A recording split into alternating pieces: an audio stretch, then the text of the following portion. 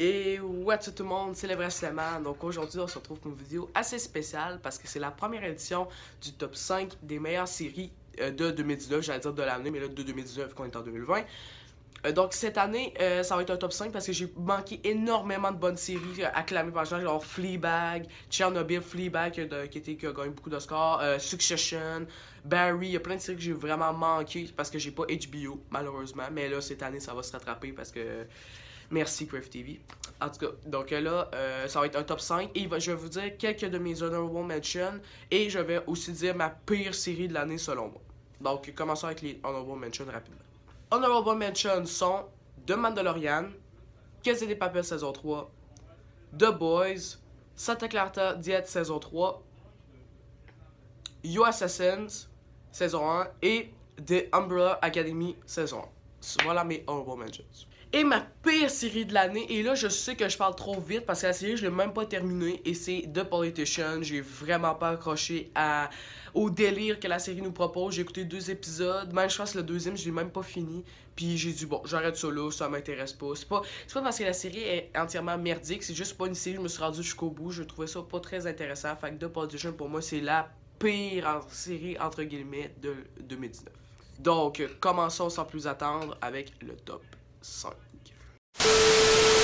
5e position, et là je suis probablement le seul sur la planète Terre à l'avoir mis dans mon top, et c'est The Morning Show. C'est une série elle aussi qui vient de terminer, et celle-là j'ai pas fait de critique, j'ai adoré. S'il y a 2 séries que j'adore dans Apple TV+, c'est celle-là et Servante, que si elle serait terminée en 2019, je l'aurais mis probablement 2e dans mon classement. Cette série elle est vraiment énorme, je vais faire enfin une critique quand la saison 1 va se terminer. Mais parlant de Morning Show c'est vraiment un sujet qui est vraiment intéressant, c'est vraiment, on décroche aucunement, c'est super intéressant, les acteurs, juste les acteurs, Jennifer Aniston, Reese Witherspoon, Steve Carell sont super bons dans le film, ils sont vraiment mais vraiment intéressants.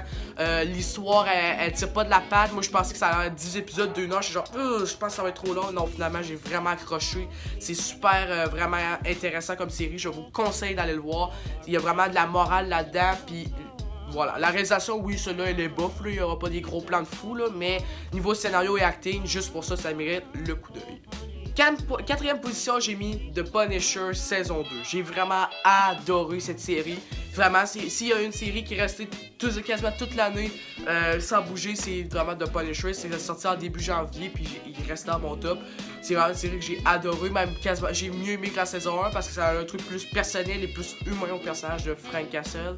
C'est vraiment quelque chose de très bon, gore, on a été servi, action, les scènes d'action sont encore très bonnes. Et je suis tellement triste qu'il n'y a pas eu de saison 3, là, j'avais tellement aimé ça, là. J'aurais aimé ça que ça continue. En plus, on a un ajout d'une personnage, je pense que c'est une fille, je sais plus comment c'est, pas Cassie qu'elle s'appelle, je me souviens plus, mais qui va encore rajouter plus d'humanité à Frank Castle. Vraiment, la série aussi est super addictive, je pense que c'est 13 épisodes de 40 minutes, là. Mais ça aussi, j'ai vraiment embarqué dans la série, j'ai vraiment été émerveillé par les personnages, par la réalisation, par le scénario, tout marche dans cette série.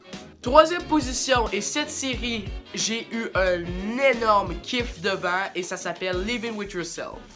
Je pense qu'il y a beaucoup de gens qui l'ont manqué cette série-là parce que j'en ai zéro entendu parler, mais moi j'avais vraiment une hype parce que la bande-annonce c'était juste émerveillée, vraiment très bonne, et j'ai vu la série, j'ai tellement adoré. C'est vraiment quelque chose de super bon. Vraiment les 2 personnages de Paul Rudd sont tellement bons et comment le scénario est intelligent et capable de construire un scénario vraiment intelligent sur 2 personnages pareils. C'est vraiment intelligent comment les deux sont pareils niveau physique mais différents niveau mentalité. Et comme ça, il y a comme au milieu, il y a le personnage de la femme de Paul Rudd qui est vraiment très bonne aussi dans sa série. J'ai adoré cette série, vraiment c'est super bon, super intelligent. Et je sais pas si on va avoir une saison 2, je suis pas sûr, mais s'il y en a une, j'ai très hâte d'avoir. Bon, 2e position, vous êtes probablement pas étonné parce que cette série-là, c'est une de mes séries préférées. Stranger Things, saison 3, j'ai adoré. Pour moi, c'est ma meilleure saison. Pour moi, la saison 3, c'est la meilleure parce que c'est comme un peu pour les mêmes raisons que The Punisher saison 2. C'est parce que c'est beaucoup humain, ça va beaucoup jouer encore sur les développements de personnages. On va avoir des ajouts de personnages aussi et même des personnages aussi qu'on a vus dans les autres saisons puis qui vont être vraiment mis en avant, comme la sœur de Lucas. Notamment, elle, on la voit un petit peu ajouter des petits caméos, mais là, dans la saison 3, on va vraiment level up. Vraiment, c'est vraiment une série que j'ai beaucoup aimé. Vraiment, c'est très bon, les morts, c'est ben, les morts de personnages, des morts de personnages aussi, d'un nouveau personnage, je vais pas spoiler là, mais c'est vraiment bon. Mais en même temps, tout le monde a vu la saison 3 de Stranger Things. Moi j'ai adoré et j'ai totalement hâte à la saison 4 qui devrait sortir, je pense en octobre, ça se peut-tu en octobre de l'année prochaine, elle devrait en tout cas être en cours de production et j'ai vraiment hâte de voir le résultat. They said if I went along with it, that I could go home, and that's all I wanted. The police will do anything. Lie on us, they will lock us up, they will kill us. This is my life. I don't think we should admit to something that we didn't do. Okay, we keep fighting.